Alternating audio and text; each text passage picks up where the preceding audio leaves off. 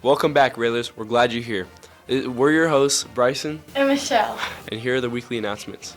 November is International Games Month. The library is inviting you to play board and card games in the library during Railer Time.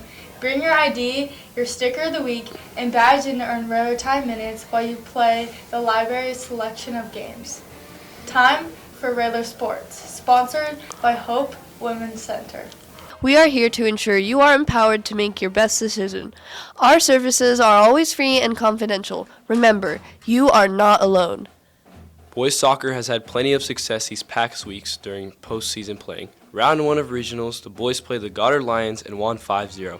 Second round, the boys played against Bishop Carroll and won 1-0 to be named regional champions. They moved on to the state quarterfinals where they played against Cape and Mount Carmel and won 1-0 in overtime with an impressive goal by sophomore Rafael Soloyo Rojas.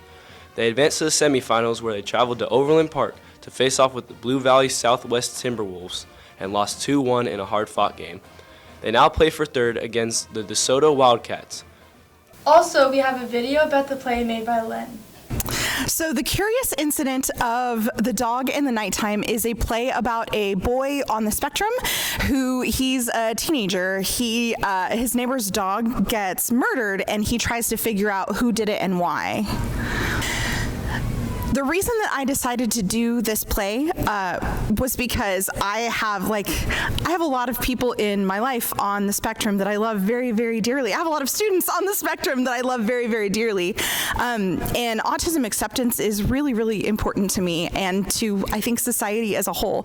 So trying to get the audience into the mindset of Christopher, the main character, and to see the world through his eyes and maybe have some empathy and understanding for people with autism is super important.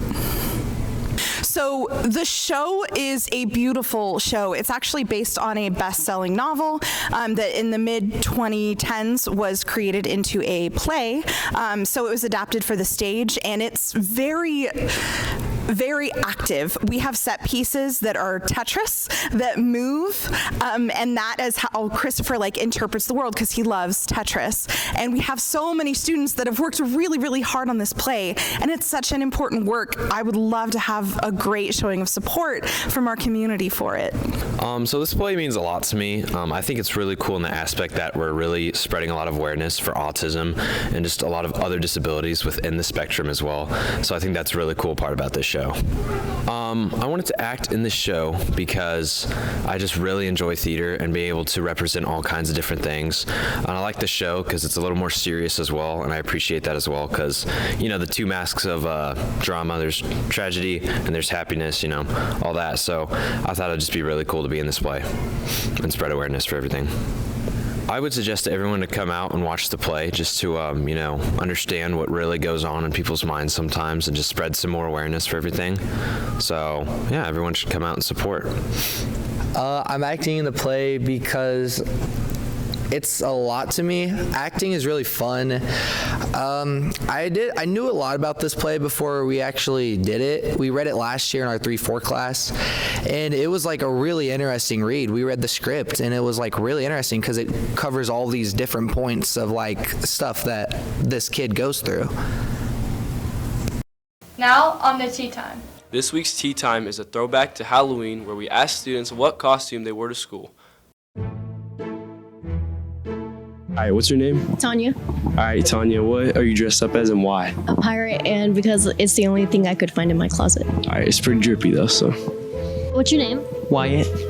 And what are you dressed as? Rudolph the Red-Nosed Reindeer. Why did you choose to dress up as Rudolph the Red-Nosed Reindeer? It doesn't have to be Halloween. We can dress up as anything you want to be. It's freedom, so why not? Christmas for Halloween. Smart idea. I like that. Thank you. All right, what's your name? Cadence. All right, Cadence, what are you dressed up as and why? I'm dressed up as a zombie for a trio for a party. All right, and what are your friends? Ileana and Alexis. Alexis is not dressed up though. All right, thank you. What's your name? Izzy. All right, Izzy, who are you dressed as and why? I'm dressed as V1 Ultra Kill because I had it lying around.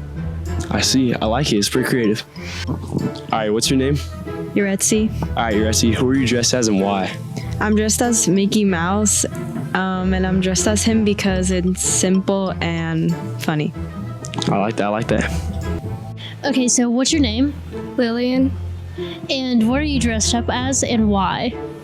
Nezuko from Demon Slayer, and because I was dressing up with you. Hi, what's your name? I'm Kate. What are you dressed up as and why? I'm Max from the Goofy movie. I dressed up because it was the only thing in my closet. Smart. All right. What's your name? Rory. All right, Rory. Who are you dressed as and why? I'm dressed as Snoopy, and I'm dressed as him because I wanted to dress up and I didn't know what to dress up as. So. I like it. It's simple. All right, so the boxcar has a lot of different kinds of items. We have hygiene items and food items, as well as clothing items. So if you could benefit from any of those things, please let a counselor or social worker know. You can visit us during the open hours that we will have. And if those don't work for you, then just reach out to one of us by email.